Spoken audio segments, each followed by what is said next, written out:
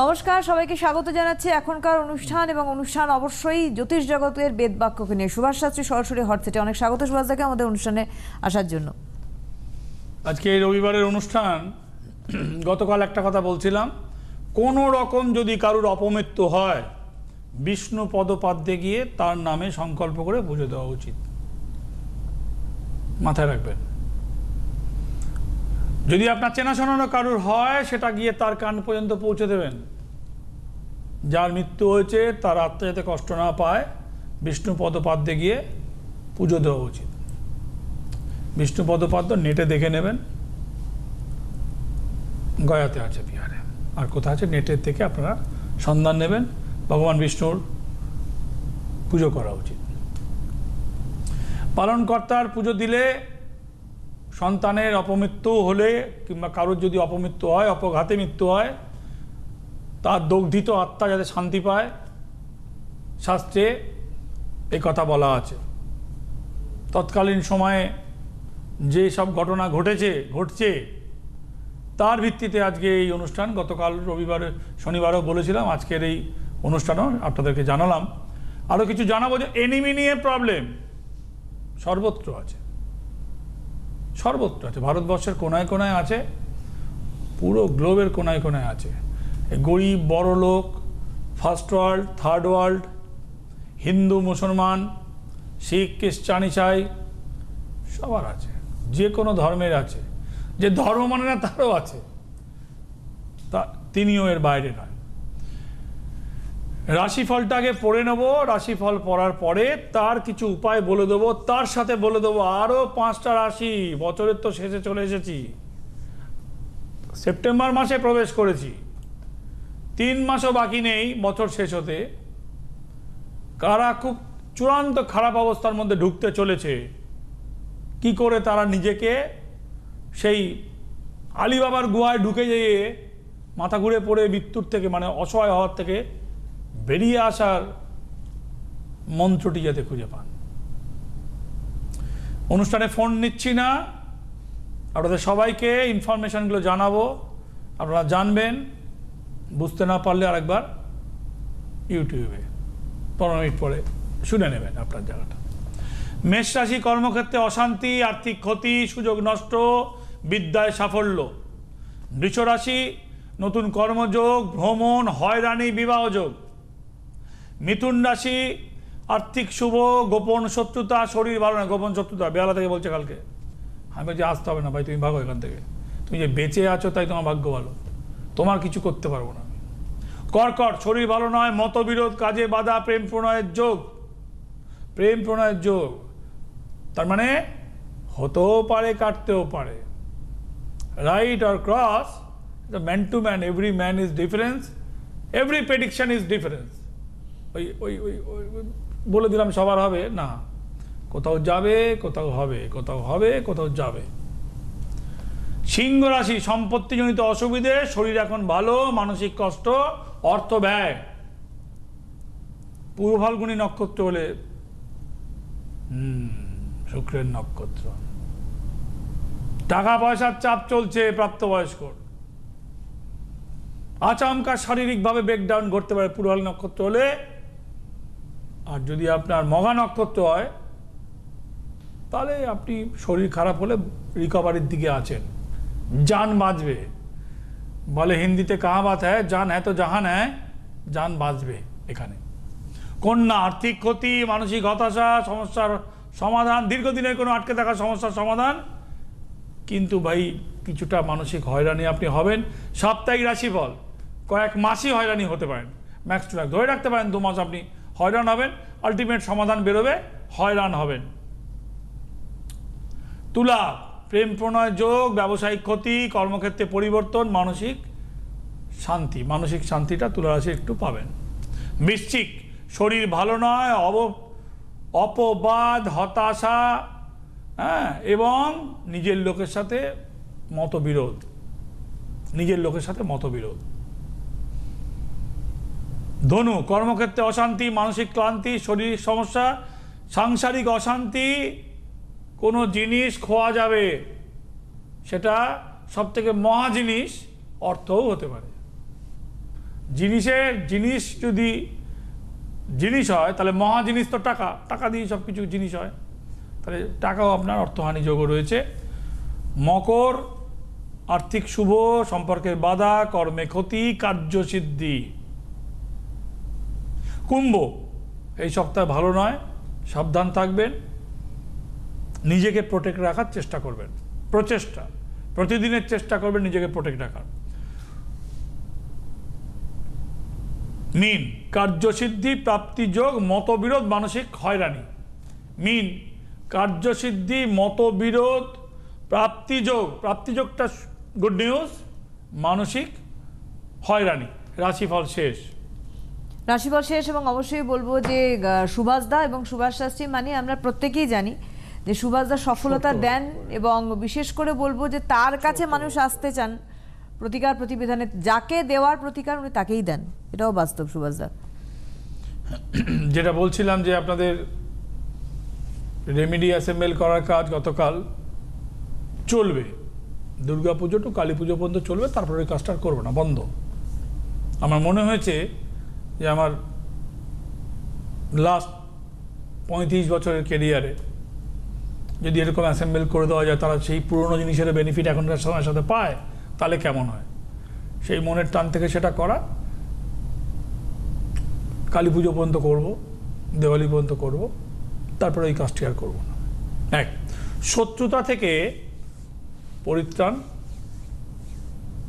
নিজেকে অন্যের কাছে অ্যাট্রাকশন বাড়ানো, টক দই আর মধু, চুলটা বাদ দিয়ে সারা গায়ে, মুখটাও, চোখ, নাক আর চুল বাদ দিয়ে টক দই আর মধু সারা গায়ে মেখে 5-10 minute, 5 to 10 minutes max to max গায়ে রেখে স্নান করতে পারেন এভরি ফ্রাইডে।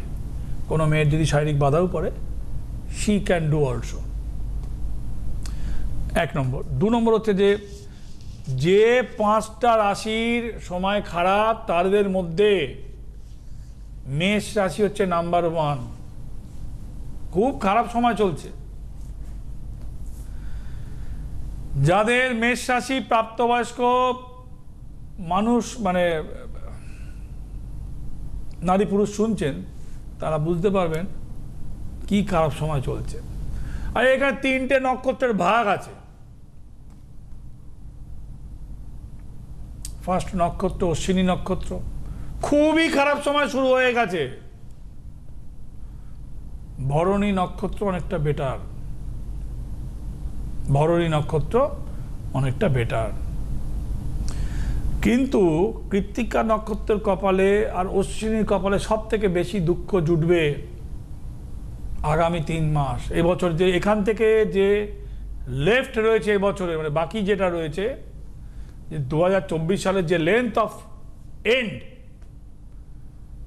মেষ রাশিতে শনির 7.5 প্রবেশ, মেষ রাশিতে শনির ধাইয়ার প্রবেশ, এই দুটো জিনিস এমন ঘেটে দেবে, চেনা জিনিসও অচেনা হয়ে যাবে, চেনা ঘর অচেনা হয়ে যাবে।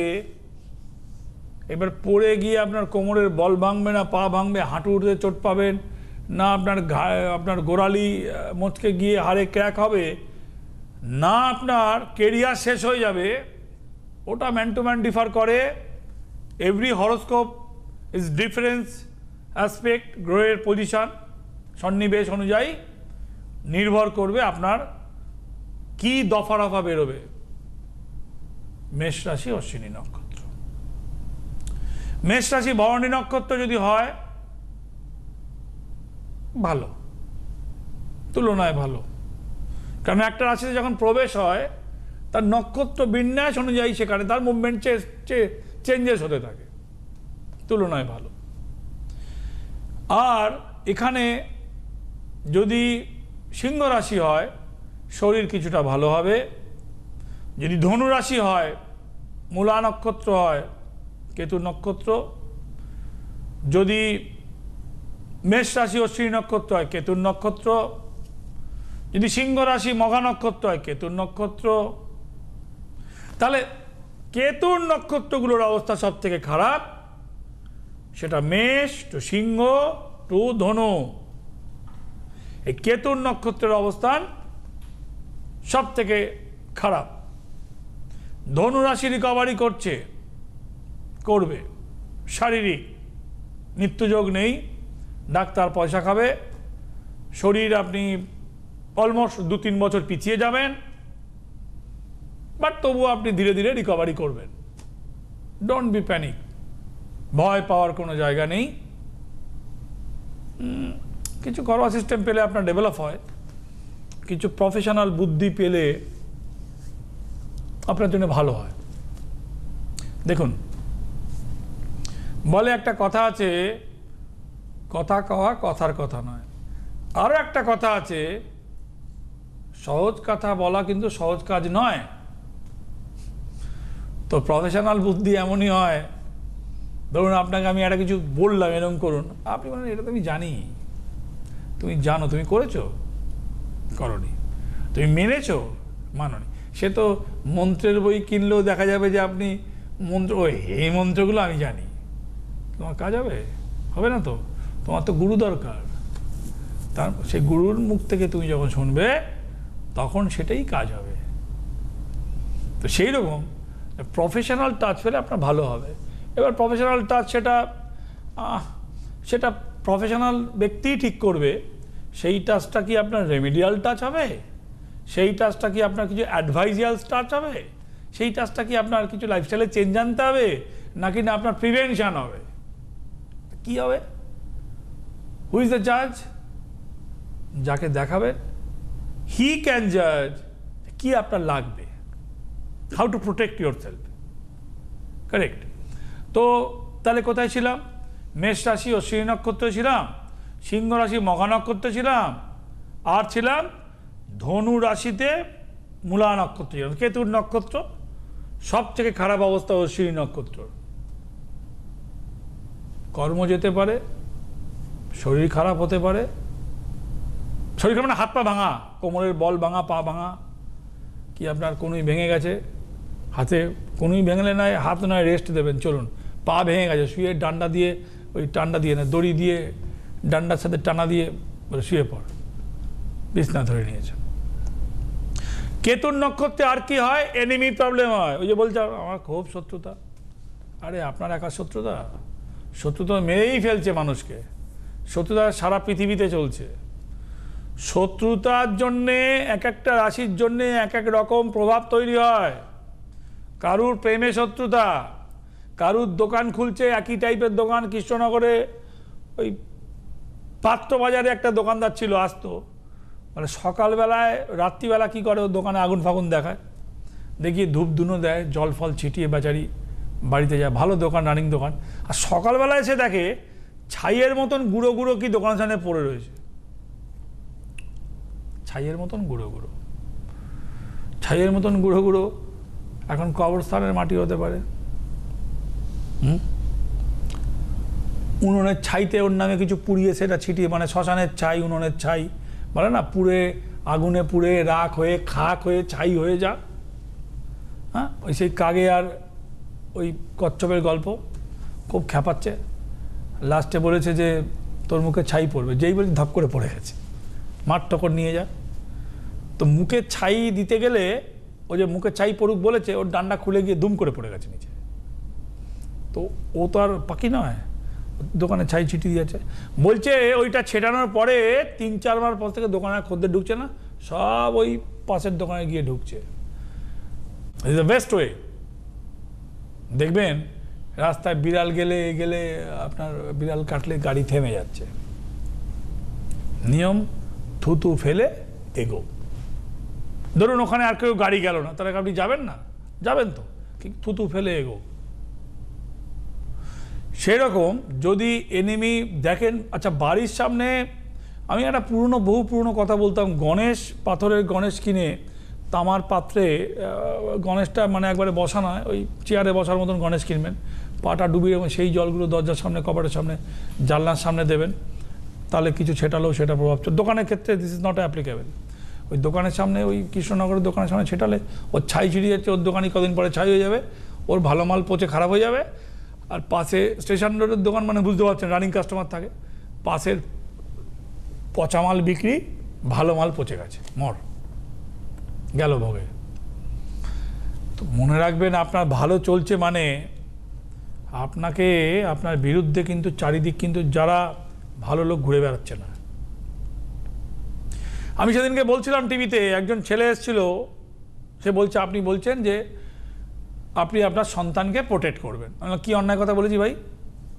কোনটা খারাপ কথা বলেছি? সন্তানকে প্রোটেক্ট করতে হবে, কী করবেন? তো আমি তো নিজেও বলেছি, এখন কেউ যদি আসে যে ছেলেমেয়েরা মেডিকেল কীভাবে বলে মেডিকেল পাবে, আগে তো প্রোটেকশান দেখবেন তো রে ভাই। আপনি লোককে বাঁচাবেন, আগে নিজে প্রোটেক্ট হয়ে নিজে বাঁচলে বাপের নাম। আমার বাবার নাম কে লিখবে? আমি না বাঁচলে, তাই না? আমাকে তো বেঁচে আমার বাবার নাম লিখতে হবে। তো বাঁচা মানুষেরই তো কুষ্টি হবে, মরা মানুষের কুষ্টি হবে? মরা মানুষের চক বেরিয়ে কিছু বেরোবে? কিছু বলে কিছু লাভ হবে? হবে না তো। সে বলছে আমাকে, তো আমরা তো ভয় পেয়ে এসছে, মানে ভীতু। ভয় পাওয়াই স্বাভাবিক, ভয় পাওয়াটা ভালোই বলতে হবে। যদি কেউ ভয় পেয়ে যদি প্রোটেক্ট হয়, সেটা তার সেলফ ডিফেন্স একটা তৈরি করবে, তার একটা শিল্ড তৈরি হবে, সামনে গার্ড তৈরি হবে। ভাই বেশি সাহস দেখাতে গিয়ে তুমি ক্ষুদিরামের মতন ফাঁসি বরণ করে মরবে, ভগৎ সিং হবে, তোমার জীবন তো চলে যাবে, তোমার জীবন চলে যাবে। তো আমাকে বলছিল যে আপনি, মানে আমি শখ দেখাতে এসছি এখন, আগে অনেক দিন ধরেই দেখায়, ছোটোবেলা থেকে দেখায়, প্র্যাকটিস করে কোন হাসপাতালে। তো আমি একটা কথা বললাম চেম্বারে, তোমরা যে এই সমস্ত যেসব করছো, এ তো গরিব মানুষ মারা যাবে, গরিব মানুষের কি হবে? গরিব মানুষ তো যেতে পারবে না। মাথাটা চুলকে নিয়ে আমাকে বলছে আমার জান গেলে কি হবে? এর উত্তর আমার কাছে নেই, বিশ্বাস করুন, এর উত্তর আমার কাছে। ও বলছে আমার জান গেলে কি হবে? আমার তো জান থাকলে সামনে বাঁচাবো। ও ঠিক বলছে। বলছে এখন সামনে যারা ঘুরে বেড়াচ্ছে তার মধ্যেই মেরে ফেলার লোক ঘুরে বেড়াচ্ছে, কিনা করে জানবো? এটাও ঠিক কথা ভাই, এটাও বলার উত্তর আমার কাছে, এর অ্যাকচুয়ালি কোনো উত্তর নেই আমার কাছে। তা আমাকে বললো যে তোমরা করছো তো লোকের জান যাবে। বলছে আমার জান গেলে কি হবে? আমরা ট্রিটমেন্ট না করলে লোকের জান যাচ্ছে, জান যাবে। তবে দেখুন, এটা তো ঠিক, আপনার ঘরের যদি কোনো সন্তান হতো আর তার জান যাওয়ার রিস্ক থাকতো, আপনি তো বলতেন তুমি কাজ করো না, বলতো? তুমি বলতো? তুমি বলবে তোমার ছেলের যদি জান যাওয়ার রিস্ক থাকে, ভয় পাচ্ছ তুমি, জীবন চলে যেতে পারে কিছুতে, তুমি বলবে ছেলেকে, বলবে কাজ কর, ডিউটি কর? তুমি তো একটা মা, বলবে না তো? সেরকম আপনি তো কারোর মা, কিংবা আপনি তো কারোর বাবা, আপনি তো কারোর দাদা।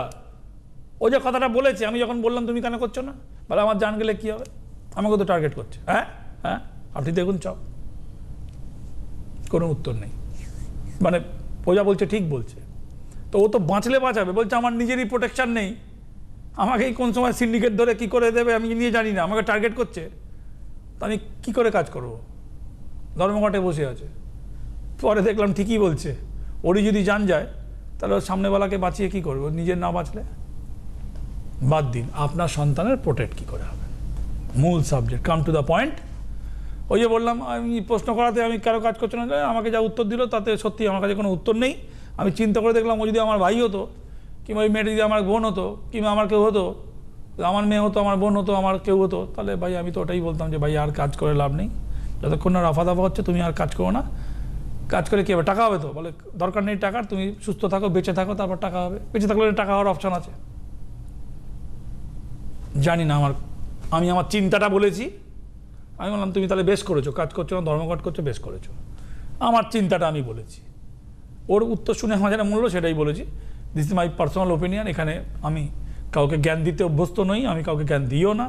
আমার যা সীমিত যে নলেজ, আমি ভালো কথা বলতে গেলাম, রোগীদের চিকিৎসা করো, বলছে আমি মরে যেতে পারি। তুমি তাহলে করো না, মরতে পারো। যে কারোর যদি বলে মেট্রোয় উঠলে চাপা পড়ে মরতে পারি, সে মেট্রোয় উঠবে না, আমি কি করব?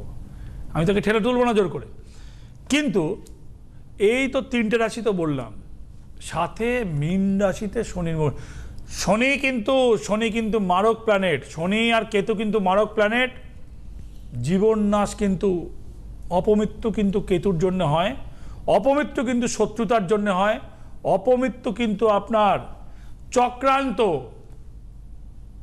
অপমৃত্যু চক্রান্তের শিকার, অপমৃত্যু। কোন সম্পর্কে খঞ্জর মেরে দিল, অপমৃত্যু। একটা মেয়ে এসেছিল এই কিছুদিন আগে, এই 1 মাস হয়নি, বিয়ের পর থেকে ওর পেটে 3বার বাচ্চা এসছে, আর 2 মাস 3 মাস 4 মাস 6 মাসের মাথায় গিয়ে সে বাচ্চা এই নিয়ে 4 বার হয়েছে, বাচ্চা এসছে আর বাচ্চাটা নষ্ট হয়ে গেছে। চিন্তা করুন, সে মেয়েটার তো আর বাচ্চার মানে সে পাগল হয়ে গেছে। মানে একটা পেটে 6 মাসের বাচ্চা, প্রথমটা 2 মাসে গেছে, সেটাও কষ্টের। চলো ভাই ঠিক আছে। তারপরে 3 না 4 মাসের মাথায় গেছে, আরও কষ্টের। তারপরে 7 খাওয়ার আগে পড়ে গেছে, আমার ঠিক মনে নেই 7 খেয়ে গেছে না 7 খাওয়ার আগে গেছে। সে প্রায় পাথর হয়ে গেছে, জমে গেছে, হাউ মাউ করে ধরে পায়ে যাচ্ছে। তো কেউ ওর ধারণা কেউ কিছু করছে, ডাক্তারও প্রপার কোনো ট্রিটমেন্ট ধরতে পারছে না। কি হবে জানেন, কোনো রোগের কিন্তু ডাক্তারের কাছেও অ্যান্সার থাকে না, এটা ঠিক কথা। ডাক্তার তো মানুষ, ডাক্তারের কাছেও কারোর প্রবলেমের অ্যান্সার থাকে না। ডাক্তারও বলে এবার ভগবানকে ডাকুন, আমি চেষ্টা করছি, ভগবানকে ডাকুন। কিন্তু ভগবান আপনার গ্রহের প্রোটেকশনটা আপনাকে করতে হবে, মাথায় রাখতে হবে। মীন রাশির জন্য অবস্থা খুব খারাপ। শনির বছর, শনি হচ্ছে রাজা, মঙ্গল হচ্ছে মন্ত্রী। বছরের প্রথমে বলে, আচ্ছা আবার খেয়াল করে দেখুন 24 সালের প্রথমে কি বলেছিলাম, শনি রাজা মঙ্গল মন্ত্রী। শনি যেটা অর্ডার করবে, মঙ্গল সেটা ডেলিভার্ড করবে। আর এই দুটোই হচ্ছে ঘাতক প্ল্যানেট। শনি মঙ্গলের মধ্যে একটা ক্লাস থাকে। যারা জ্যোতিষের ন্যূনতম জ্ঞানটি রাখেন তারা জানেন শনি মঙ্গলের একটা ক্লাস থাকে, এবং এই ক্লাসে মধ্যে যারা পড়ে যায় তার জীবনটা একদম অতিষ্ঠ হয়ে জ্বলে যায়, আর সর্বশেষ হচ্ছে জীবনটা চলেও যায়। প্রথম তো জ্বলতে থাকে, কতক্ষণ জ্বলবে, জ্বলতে জ্বলতে চলেও যেতে পারে। অপমৃত্যুর যোগ। নর্মাল মৃত্যু যখন আসে কারুর, আমি দেখেছি হরস্কোপে বহু লক্ষ হরস্কোপ কাটার পরে আমার মনে হয়েছে তার মধ্যে একটা জমের একটা কালো ছায়া পড়ে, তার চেহারার মধ্যে একটা কালো ছায়া ধরে ফেলে যে ভাই এবার লোকটা কীরকম একটা অ্যাবনর্মাল স্যাডও ধরে নিচ্ছে। মানে যাদের সেই দৃষ্টি আছে, যাদের হরস্কোপের জ্ঞান আছে, যাদের আধ্যাত্মিক সেন্স আছে, যারা সাধু, আমি তো ভাই ছকটক দেখি, সেটা বোঝা যায় যে আর বাঁচবে না। Length cannot be exact because lifeline can't predict exactly. Always 2 years minus, 2 years plus. 2 বছর মাইনাস প্লাস হতে পারে। আয়ুরেখার বিচার এক্স্যাক্টলি বলা সম্ভব নয়, জ্যোতিষেও সম্ভব নয়। আয়ু জমের প্রেডিকশন এক্স্যাক্টলি পসিবল নয়, কিন্তু ধরে দেওয়া যায় এই দশাটাই শেষ দশা। এবং ওই কাউকে হয়তো বললাম, আমি বললো আয়ু কত, অনেকেই জিজ্ঞেস করে। আমি কাউকে 86 শিখলাম, মনে রাখতে পারো 83তেও শেষ হতে পারে, আর 2 বছর বাড়লে ওটা 88ও যেতে পারে, 3 বছর কমতেও পারে, 2 বছর বাড়তে পারে, এই 5 ইয়ার্সের মধ্যেই।